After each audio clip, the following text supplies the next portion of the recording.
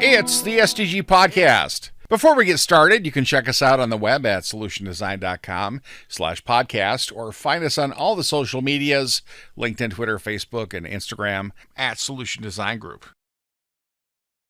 All right. Welcome, everybody, to our first podcast of 2026. Woot. Woot. We got Eric Snyder with us today. Hey, everyone. Allison Lorenzo joins us again. Hello, hello. And Claire Patera Hi, everyone. is also here, as well as myself, Kyle Bacher. And we're going to kick off the year by talking about all the stuff we're looking forward to in 2026 and possibly some predictions. So we were just talking about something, and I was going to lead into something, and I forgot instantly. That's what I'm looking forward to. Coffee and it just flew out of your head. Yes. Yeah. 2026 will be the year I really start forgetting things. Yeah. Well, that's already started for me. So. Oh yeah. I've been known to set reminders on my phone for 10 minutes from now. So, right. You do what you need to do sometimes. Yeah. Yep. Not Allison. She's got everything locked down. Nope. It's like a vice. Nope. I wish. So I am feeling surprisingly optimistic about this coming year. Good. Yeah. Usually I'm more on the pessimistic, skeptic, cynical side of things, but since Claude right now is Claude Desktop's cleaning up my downloads folder and organizing things for me, it makes me think that this is the year that the year of the AI agent, not replacing people, but giving everyone superpowers for doing their jobs. I think you might be right. Have you guys played around with agents at all? I have not. I fell victim to them as a consumer. but that's about it. Trying to get support, and you explain your problem, and it echoes back what you said. So if I'm understanding you correctly, you're looking for help with the thing I just explained. Like, wow, absolutely, that is what I'm asking for help with. And then it's okay, great. Here's a link to a page that has nothing to do with that. And then that's where it dies. Now I'm talking I hope it gets about better than that in 26. Yeah. I'm talking about a automated workflow that can actually reason and make decisions and do more than just if this, then that, then do this, then do this, and then this. Those kind of agents. Yeah, and I was thinking about it because I tried to figure out where, as a user, where that would help me in just in my normal life. And a thing that happened to me this year is, I was suspecting that I was having a heart issue, and I tried, figure out how to make an appointment and couldn't, and then use the just to explain your problem and we'll figure it out. And they were like, you have to call the nurse's line immediately if you think you have a heart issue. And I did, and the person I ended up on the phone with was fantastic, and she got me into a doctor immediately, and that was all great. But that got me thinking, man, it'd be great if there was an AI version of that exact interaction.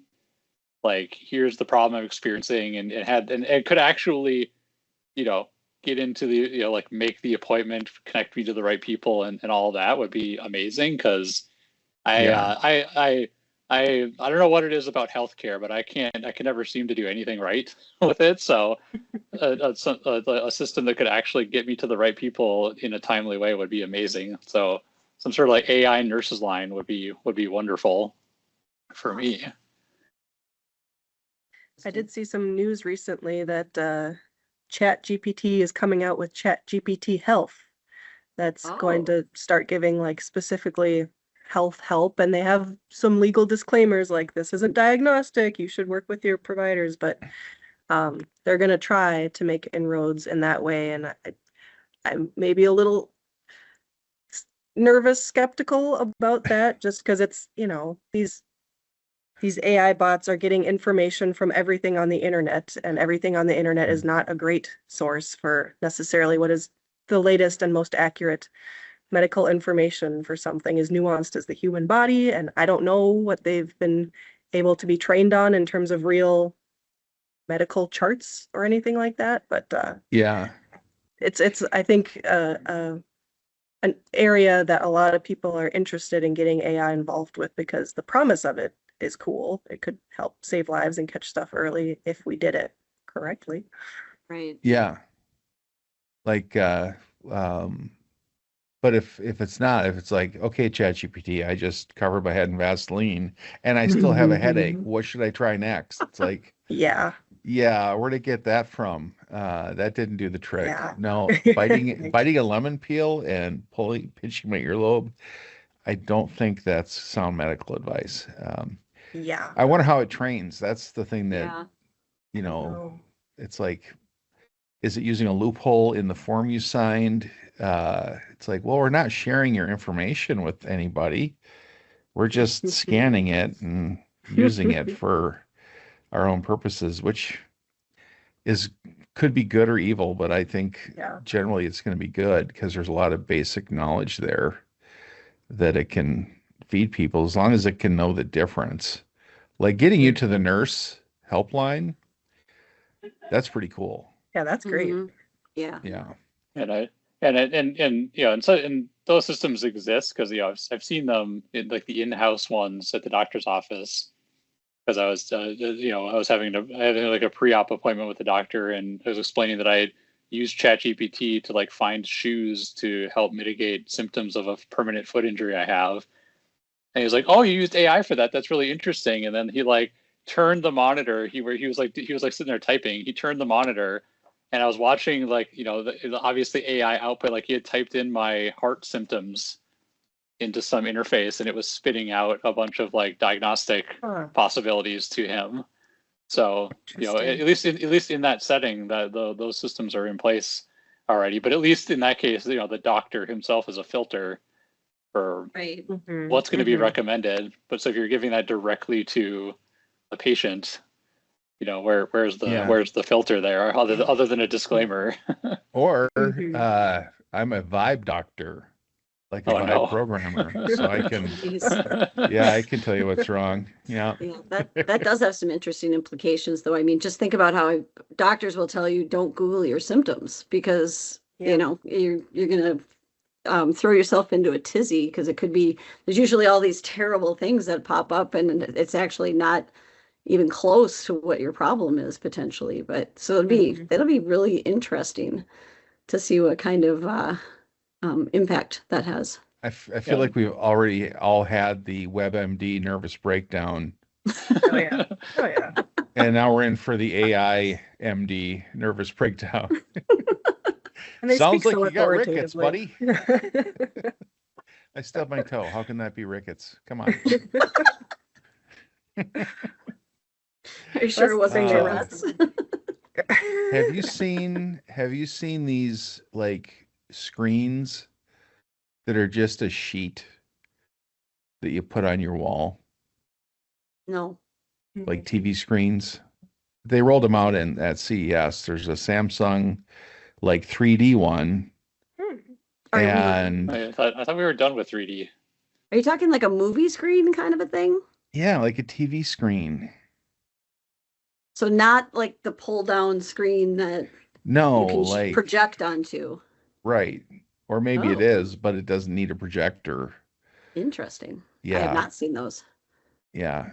You I want only one, saw a don't you, little Kyle? bit, so I can't talk about it at length, but I know that instead of painting, I'm going to start wallpapering if those come out and they're affordable. Yeah, that This is sounds like the about right. Vegas Dome. Yeah. So you need every square foot of your wall to be able to put out like 800 lumens of light. Just coming to Last work season of just The Press. blistered. Yeah. In 2026, Kyle is looking for, what would you call those? What are those called? flatter screens, the Flatter flattest of screens. screens. The Yeah. flattest. Yeah, well, I can only speak for myself, but the current state of TV is I've never once looked at my TV and thought, man, I wish it was thinner than it is. Well, now, um, I had my TV on a rolling cart, and I was At like, home? "This is sticking." Yeah, Okay. yeah. And I wasn't sure where I wanted to put it.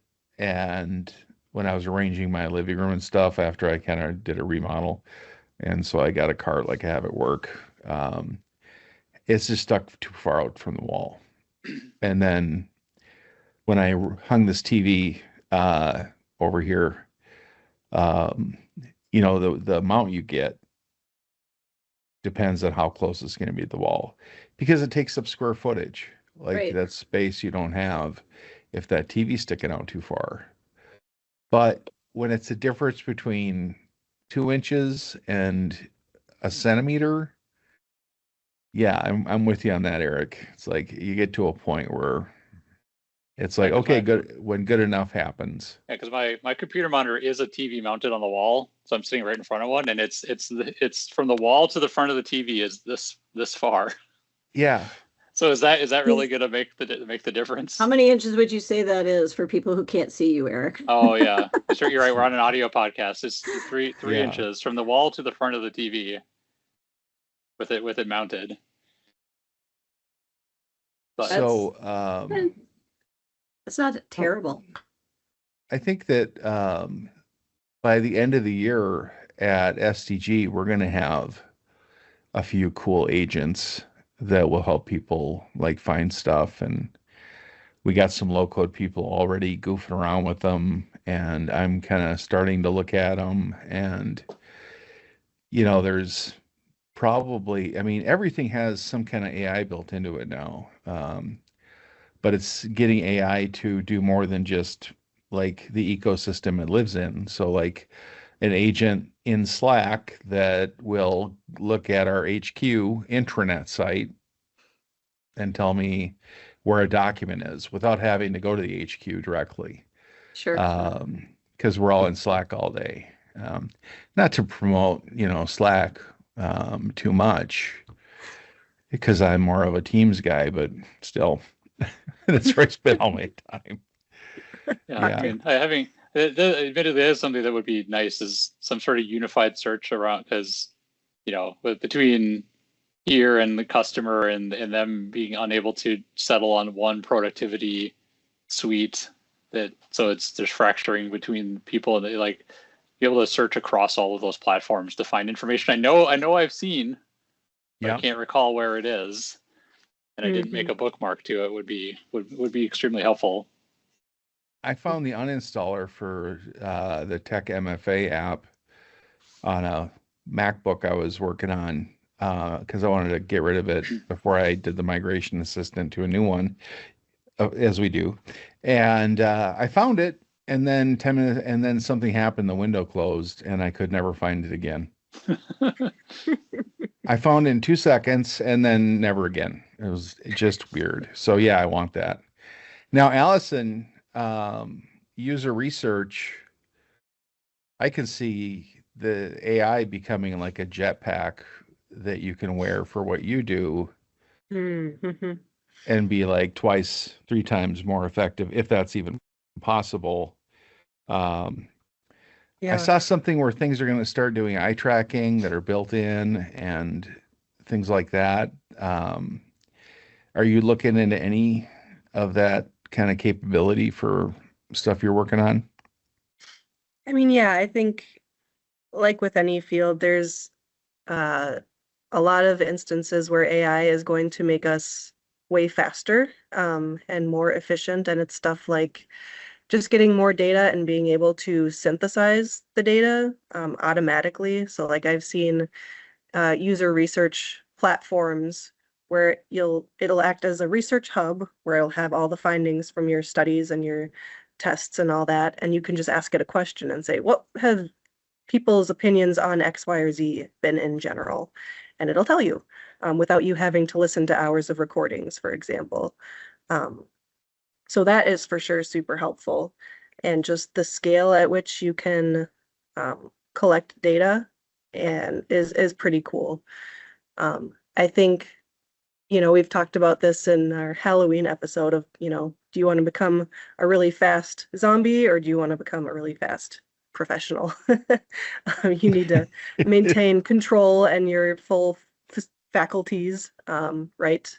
Instead of just totally blindly relying on AI tools. Like I've seen, for example, usability tools or research tools that say, you can do research on these synthetic users that I'm going to create for you.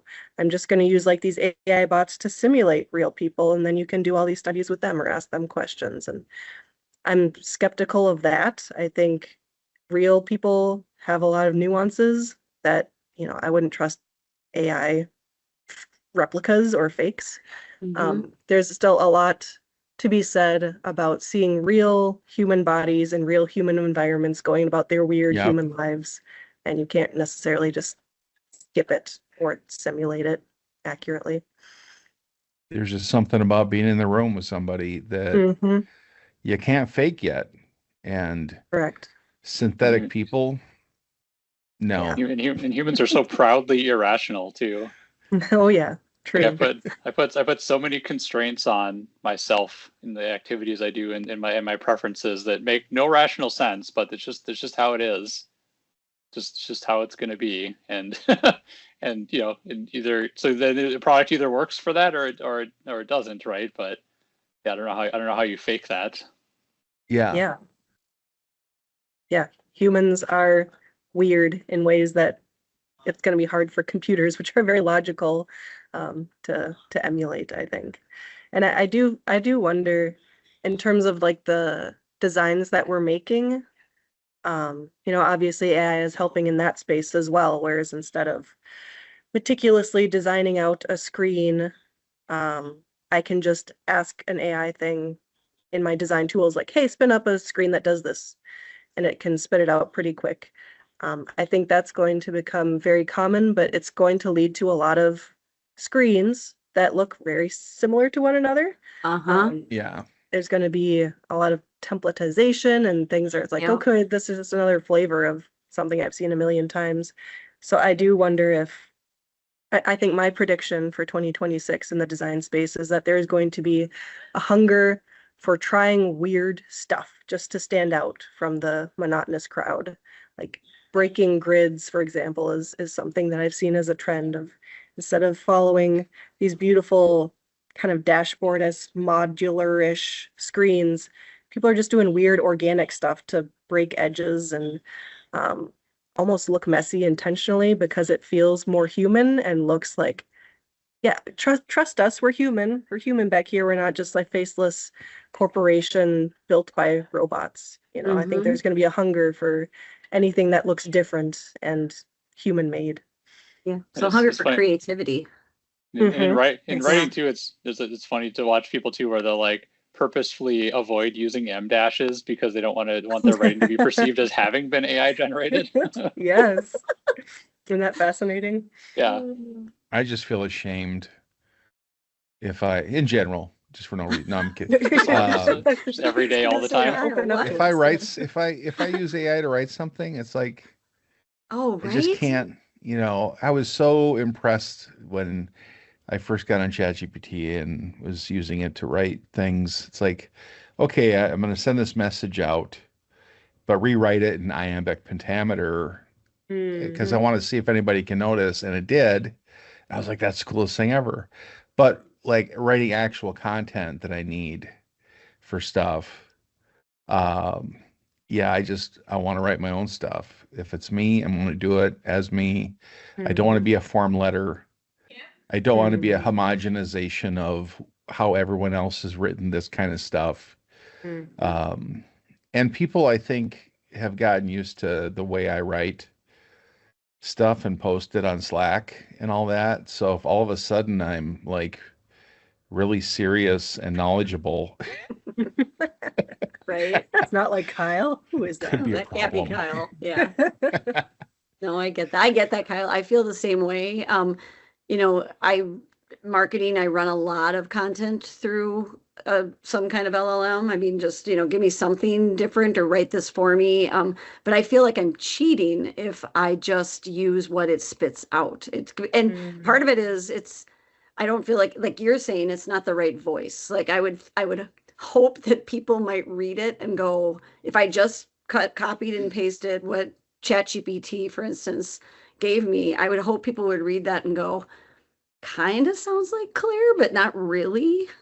I mean, that would be my hope, at least. I mean, I've tried to input personality traits, like can you write it in this, like, give me a more clever version, for instance, or something like that, and I'll get something a little bit better, but it just feels like cheating if I'm copying and pasting. Well, and like everybody's quote unquote voice being the same after a while, it's like, no, we need to be who we are. And which means we need to be the ones that are doing it. After a while, it's like, write it in my voice. Okay. And it sounds like me. It's like, I don't think that's going to happen because I'm pretty random, and illogical. And I am sarcastic. And so it's like, I don't think you can do all that stuff. Right. And still somehow people will know what you're talking about. And see, I'm cheesy, and I don't think you get cheesy from ChatGPT. It ain't easy being cheesy. It ain't. Going back to Allison's comment about, it's like companies like trying something new just to break the trends. There's a new company, the new product that I'm really looking forward to. It's supposed to be in 2026, that because for cars. So in part because I'm a massive cheapskate, but in part because I just don't like the way that cars are being designed, like with the giant screens and the way that their infotainment systems work and all that. Especially having like all of the like fan controls and AC and all that stuff like in the touch screen and stuff is just infuriating to me. So my car sentiments have always been like back a few generations from that. But the Slate truck is coming out this year, and that's like very much bucking the trend of that, where the base model of it doesn't have a stereo at all, doesn't have an infotainment system, doesn't have has hardly any features. And some of those things you can add in if you want to, but really the idea is, you have a smartphone, if you want to have a sound system, you can just hang a Bluetooth speaker under the dash. And there's a place where you can hook a thing to do that. Like the dashboard is modular in a way that, and they're releasing CAD files so that you can 3D print things to attach to your dash or to the doors or to the exterior or to the truck bed or to the back, and swap out parts pretty easily. So yeah, you could just build a hanger for your Bluetooth speaker that hangs underneath. You put a phone mount in, you Bluetooth. That's your stereo, and you can do all your infotainment stuff like directions and stuff through your phone instead. And it's extremely interesting to me because like that's a way more interesting direction to make the car itself much more utilitarian, and take all the technology out and make that a separate thing that you can upgrade and change out of cycle with the vehicle itself. So I think that's really cool. And initially the price point out of it was really intriguing, but now that they've canceled the EV credits, it's not as enticing. But still, as a product, it's pretty intriguing, I would say. And what was it, Eric? What was it called? So the company is Slate. Slate. And okay. But then they're being cheeky with it because the initial launch model is the blank Slate, where it's like it's very very straightforward. And even then, it's like it's a 2-seater pickup truck. But you can like modify it, like you can, they'll sell a kit where you can add a second row seats and enclose it to look more like an SUV and all. But when you buy that upgrade, it's not like it comes from the factory with all those parts installed, and then that's just what it is. Right. If you want the SUV upgrade, they ship it to you in a box and you put it on with a screwdriver, right? No yourself way. And you drive it. Yeah. So that's the idea. To extend that, it's like the maker culture is gonna, like, I think, see a lot of revolutionary things happening in the next year. Just like what you're talking about, they're creating products that tie into the maker culture. Mm-hmm. And they're actively supporting it because because in that case, like they're releasing, apparently, it's supposedly they're going to release full CAD files of the entire vehicle. So any they'll have all these spots that are intended for you to build things in, and so the idea that you can reference their CAD files to make parts that fit in or fit on the vehicle is directly them just trying to support that model. It's not them shirking responsibility or anything. It's to aid that market, like you're saying, Kyle. Allison, to your point, about differentiating, standing out, things like that. I think of like AI getting into the clothing business and design, whatever they call those people that design clothing. It's like I can just see in 2 to 3 years from now, we're all wearing gray scrubs. It's like, wait a minute, like that's what it's become. Like just the same, and that's people need new. Like we're so, I don't know what the word is for it, but we get used to things so quickly. And I think if we didn't, we'd still be just paralyzed by the wonder of all the technology around us. But that's but sometimes like so I was thinking of like from a personal standpoint, not with technology, like a bunch of my hobbies are like regressing, like they're going backwards in time because I have a current snowblower and it is a blight upon my family. Like it is a thing that I have learned to distrust. It always fails me when I need it the most, and I'm tired of it. And so I bought an older snowblower that ended up being 30 years old. And I spent it's 30 years old, so it's got problems, but I spent time learning about it and fixing it and stuff. So like it's become this like hobby for me is to like, nurse this old snowblower back to health. But it feels like something that will like I can count on, right? As a result. And so, sometimes what's old can be new too, which I think applies to fashion, right? Like there's a lot of things that come round and round. Like my wife is very obsessed with wide leg pants right now.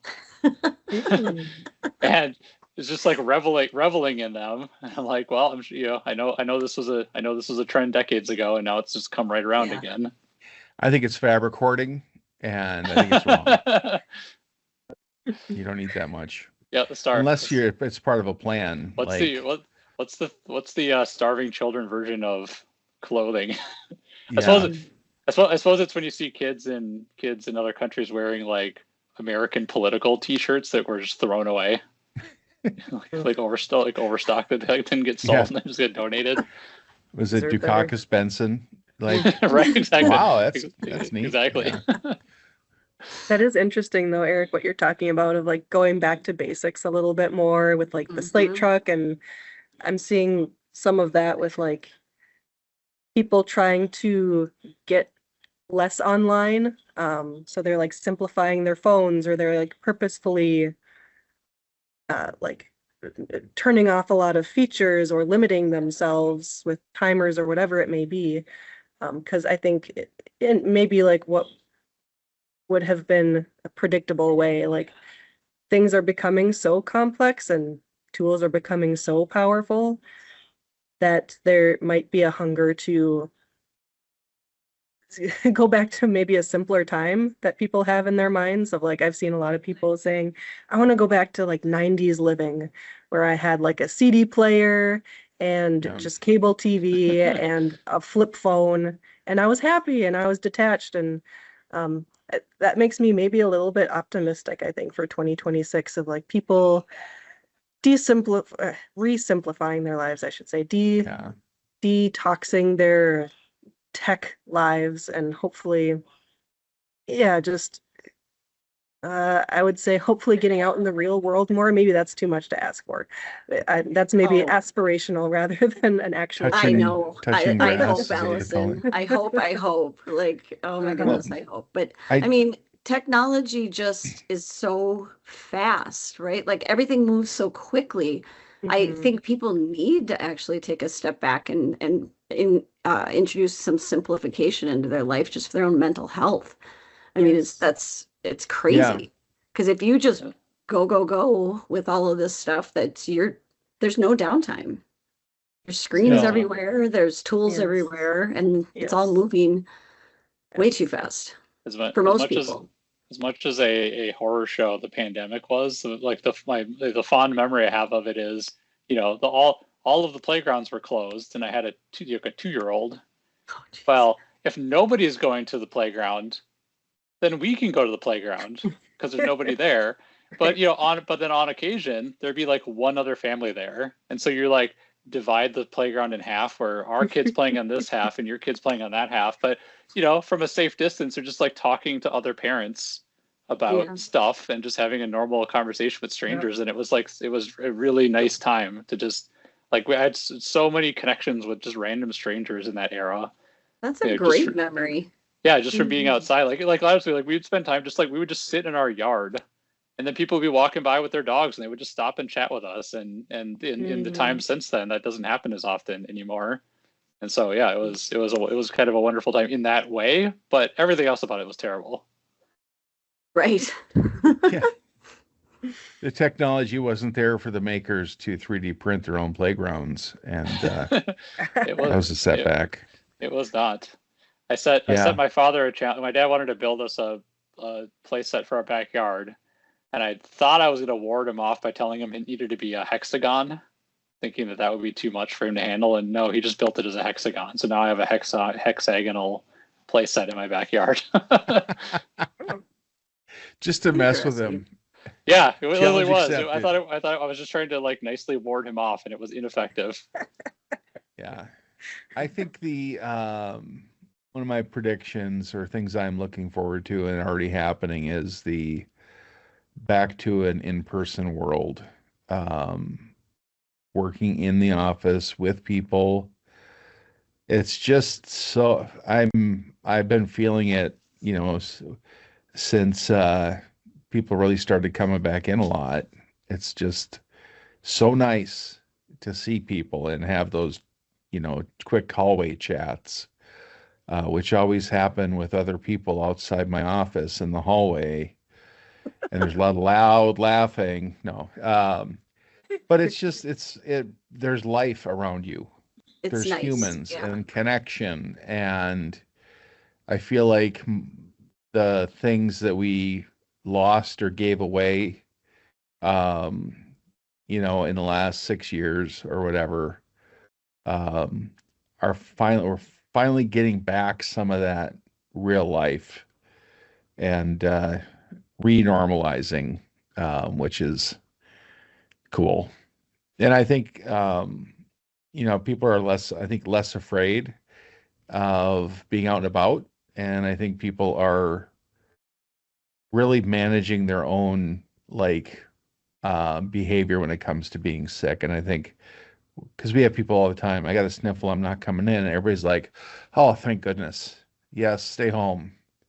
Yeah, that is one major difference that the pandemic introduced, is that phenomenon, which I think is actually great because, back in the day before the pandemic, if you just had a little cold, you were in the office because you were expected to be in the office. And now everybody's kind of okay with, no, stay home, keep your germs at home, please.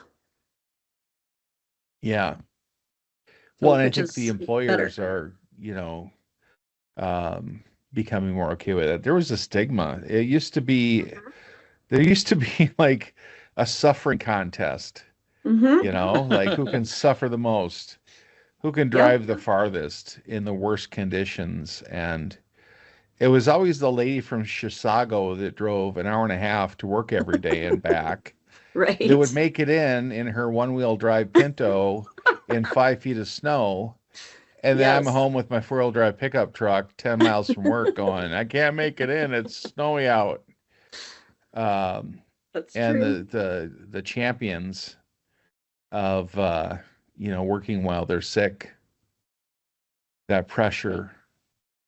Well, we've gotten there with the technology too, because I very, very vividly remember pre-pandemic, the idea that you could get a bunch of business people into a group call was insurmountable. Like it was, if it was an hour-long meeting, it was 20 minutes of trying to get people connected and can you hear me and all this stuff. And then once everyone was forced to work from home, like all these productivity like products, like your Slacks, your Teams, and all that became suddenly very approachable, and everybody has a camera and everyone has a headset, and it was all very workable. And so it feels like we're finally there on the tech to support, people being in the office, people being from home, a little of all the above in a meeting, and it all just tends to flow, and it works itself out, which is nice. But I agree. Yeah, But I agree, Kyle. I do like as nice as working from home is, working from the office is nice in other ways, and so so it's it's not all bad in either direction. I don't have to browbeat people anymore to get a better camera and to get a better internet connection. Oh, right. It's like, okay, everybody's learned that they need those things. And so the quality of everything has gone up. I used to have people to fix their Wi-Fi at their house. Yes. It's the last barrier, it seems. Right. So Allison, we were talking about kind of coming back from the to more of an in-person world and all of that, and how internet connections have gotten better and cameras, and now you're fuzzy. Typical. Sorry to ruin the theme. No, you're good. Yeah, we do. We're just audio now. Yeah. We're the only ones that can see the irony. So. Okay, good. We'll cut this snip. We listen to the data, and like very few people were watching the videos and thought, okay, yeah, we're still good. And speaking of the real world, there's one thing I've encountered in a few places, but I haven't been able to experience that's my bucket list for 2026 is to finally ride in some sort of robot taxi, a Waymo or something else. Yeah, when are they supposed to land here? I think so maybe for those who are up is that the Waymos today have launched in cities that don't have inclement weather of any sort. Yeah. Because it's it's more of a challenge, and so the idea that they would have ever launched in the Midwest, or especially in Minnesota, seemed far off. But they announced now that they're going to start testing them early in 2026 in Minneapolis. So I don't know how long that's going to take before they're like available, where you just pop open the app and away you go. Yeah. But it's interesting. So I don't know if it means that like in bad weather they'll just stop service.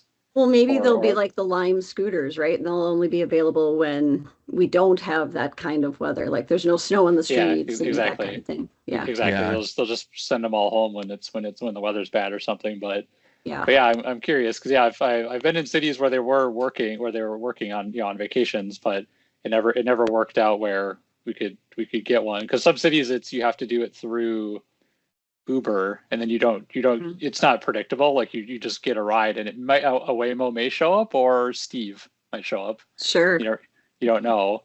Like it'll if it's too bad for those to drive, it'll automatically kick over to Uber and send you an Uber instead, or a Lyft, because okay. Yeah, and it won't charge you for some reason. It'll still use its own app. It'll be like when I call Pizza Hut and when I have something delivered and it uses DoorDash. Oh, right. Like, what? Yeah. Right. What is? Well, now I have to tip 5 times as much. Yeah, otherwise my pizza will be upside down and have a footprint in it. So I have a prediction for 2026, and it has to do with the Lime scooters. So before we move off of this topic, I predict that I'm going to go down to the North Loop very specifically just to ride the scooters around at some point this summer. I love those things. They're so much fun. Have you been on them? I desperately wanted to, because we were in Atlanta and they were everywhere. And I really wanted to do it, but I was there with my daughter, and it's both illegal for her to operate one on her own, because she's only 6, You have to, I think you have to be 16. Yeah. So it's illegal for her to do it on her own, and it's against their like rules for me to like put her in front of me on one. Right. So I really wish I could have done it because yeah, like yeah, there's a bunch of people just using them for very serious just commuting, but yeah, Right. but a lot of people are just like having a good time driving around. Yeah. So I was Are jealous. these you so sit much on fun. it and ride, or No, is you this a stand. stand? You You stand, but it's Yeah. motorized. Yeah, I'm out. Hey, when you rollerblade down a hill and break your collarbone, Oh, and I vow that you will never ever have wheels attached to your feet ever again, yeah, You can get off of these wheels though. I will Unlike ride your a roller scooter. Well, I'm blades. trying to decide what's the line between you're operating a car with your feet and you operating a scooter with your hands. The car's not What's- strapped to my Flintstone. feet. Well, neither is I the can Lime sit on scooter. something. No, I I'm know. okay sitting on something, being lower to the ground. They have so maybe the thing for you then is they have Lime bicycles too. Correct. So they're That's so what I they're was Oh, gonna yeah. say. they're Yeah. they're like the assist bikes or whatever where they can go. I can ride a bike. Yeah, there you go. So there's a lot more of the like the scooter style where it's where you're standing on it style up in my that I've observed, but Yeah. we're running into the bicycles on occasion. Yeah. I think my daughter's ridden the bike. Actually, ready when for- I was on a scooter because we couldn't find a second scooter. So I'm ready for a big battery breakthrough to happen, like the next big jump in battery technology. do you think it'll happen in 26? Is that a prediction or just a desire? Well, it kind of with lithium batteries, there was kind of one, I think, but I don't know if it's been implemented. One of the problems with lithium batteries is over time it's creating little circuits within the battery, creating little shorts, and just kind of organically, these little things develop that are conductors. And so when your battery puffs up and all that, I think they might have that solved. I'm not sure. But that's really the kind of thing that affects battery life.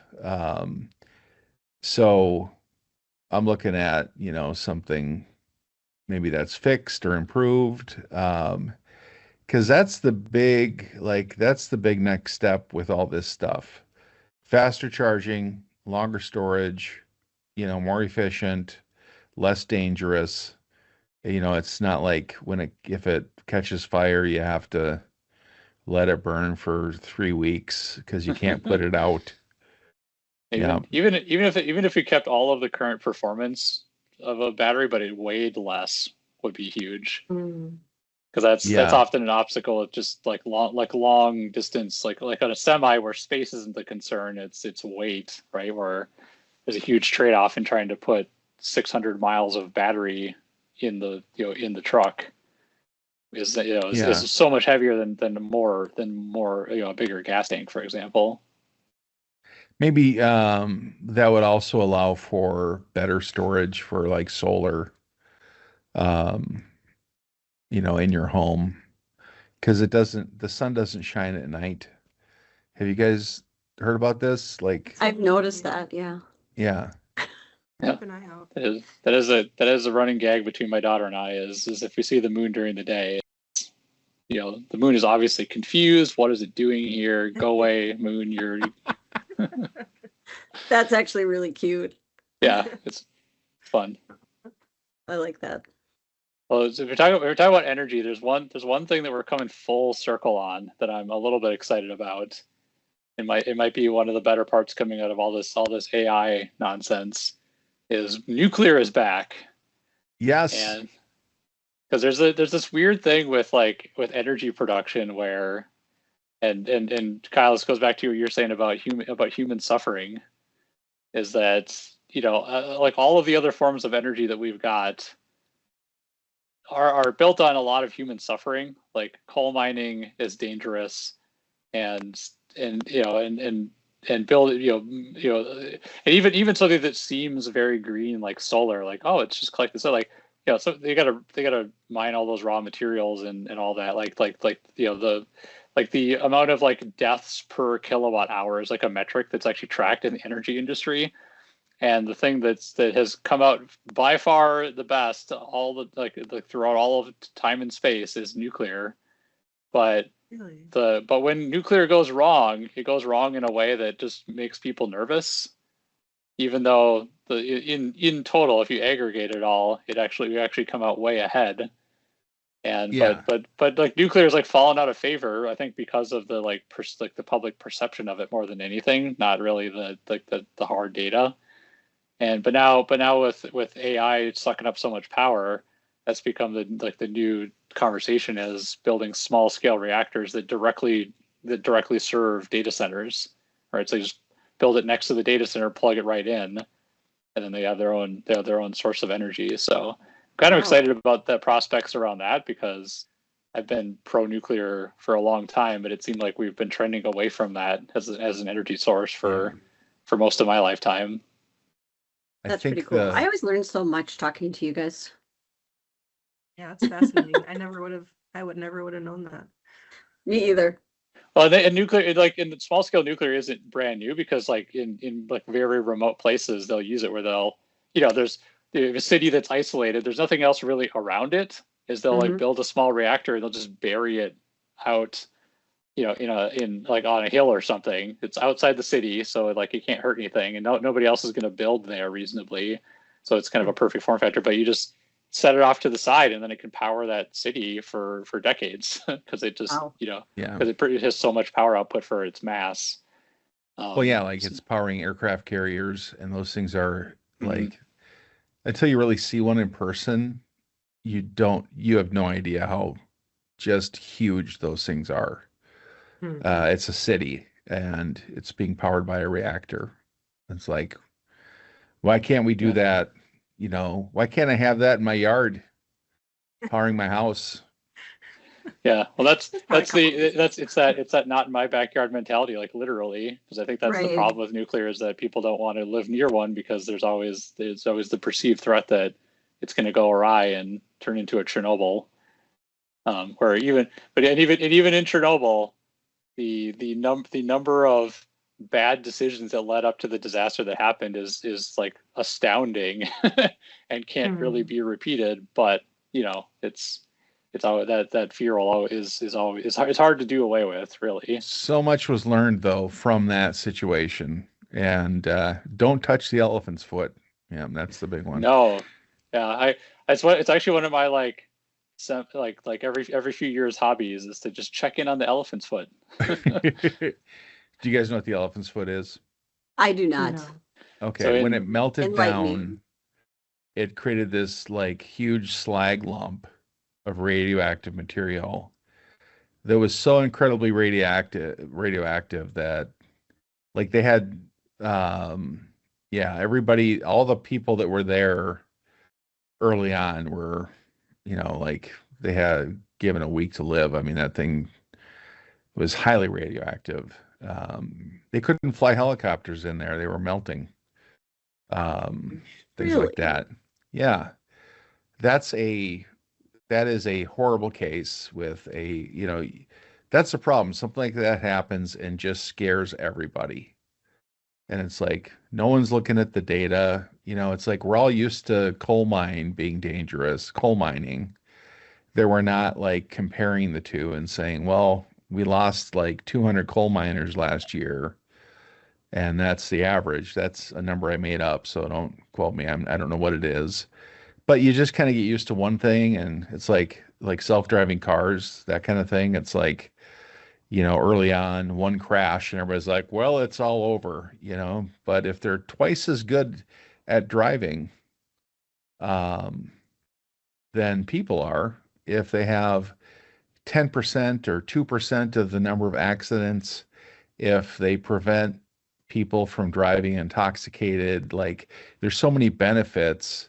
If everybody can share these cars and not everybody has to own one, like all that benefit going away because, a Tesla crashed once, or a Waymo got pulled over by the cops and they didn't know what to do. Like, who gets the ticket? Since Kyle's making up numbers, I looked up the numbers. So the The deaths from accidents and air pollution per terawatt hour of electricity. For coal, it's 24. For oil, it's 18. Biomass is 4. Gas is 2. Hydropower is 1. And then wind, nuclear, and solar each are 0.03. So going from coal, which is 24 deaths per terawatt hour, to nuclear being 0.03 and solar being 0.02, actually, it feels like it's worth it as a society, but the current political culture is pushing us in the other direction, unfortunately. Yeah. Yes. So, satellite phones. Everybody having a satellite phone. I think like the new phones, the new iPhones, you can have satellite calls. Seriously? I really Yeah. need to start paying more attention. I knew they could do the I'm lost in the wilderness thing, but is it just baked, like you just do a normal phone call? I think so. Maybe I'm completely wrong, because I'm totally willing to just talk when I don't know what I'm talking about. No, Because I'm it makes not. people think. I'm on an iPhone from 4 years ago, so I'm not up on the Yeah. Yeah, mine's a the couple latest years features. old too, but didn't So, realize. Allison, do you travel a lot? I do not. I'm very Oh. sedentary. It's Sorry. just like, okay, so you're in the Boundary Waters. Okay. And you break your leg. Mhm. And what that normally means is you're like getting packed out and portaged out of there, or someone is racing to civilization to get to a phone so they can call for help and get the helicopter in. And it's like, well, if everybody has a satellite phone, Right. my huge. niece is going to South Africa for college thing, and it's like I'm thinking about getting her a satellite phone when she's out on safari. Yeah. When you mentioned earlier to people like people having excuses about having better internet and cameras and all that, satellite internet in particular is better than it's ever been. So it feels like Yeah. there's not really an excuse anymore. Mm. Right. You can kind of work from everywhere, that's great. Never be Great. off A the lot of people grid. in like rural areas too. I'm thinking about my folks who are out in Nowheresville, Wisconsin. They've always struggled to get fast internet and to even find like a cell phone carrier where we can have conversations with them, because there's never a tower close. But if these things are making this technology more accessible to people no matter where they want to live, that's huge too. Yeah, that is. Well, we're almost out of time. Eric, any parting thoughts before we shut her down? Oh, I'm gonna pop open my Waymo app right after this and look for a Waymo in Minneapolis. Claire? Well, we didn't really talk about predictions, but I'm going to go with some sports predictions really quick, if I may. Yes. Minnesota Please. Vikings 12-5 this year, making the playoffs. Okay. Minnesota Hmm. Wild are going to make the playoffs this year. Okay. Timberwolves are going to the final. That is my stretch prediction, because it's more a desire, but that's what I'm going with. So Put it out there.